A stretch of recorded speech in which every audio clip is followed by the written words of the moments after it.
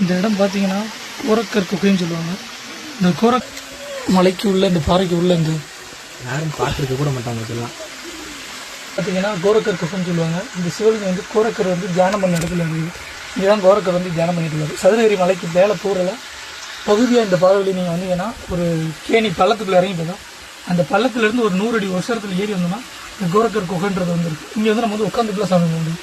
இதே போல ஏன்னா இதோட ஹைட்டே இவ்வளோ தான் இருக்கும். இதுக்குலாம் நம்ம படுத்துக்கிட்டு தான் சாமி கும்பிட முடியும். இங்கே தான் இந்த சிவலிங்கம் இருக்குது. அண்ணன் படுத்து தான் இருக்காரு பார்த்தீங்களா. எந்திரிச்சு உட்கார கூட முடியாது.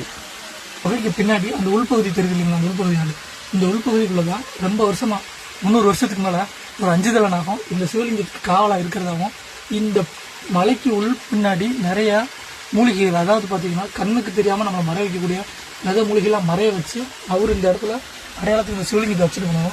இதுக்குள்ளே அவங்கெல்லாம் போகிறது தன்னை சின்ன உருவமாக மாற்றி அவங்க அதுக்குள்ளே நடந்து போய் அந்த விதையை வந்து அவங்க வந்து எடுத்துருவாங்க.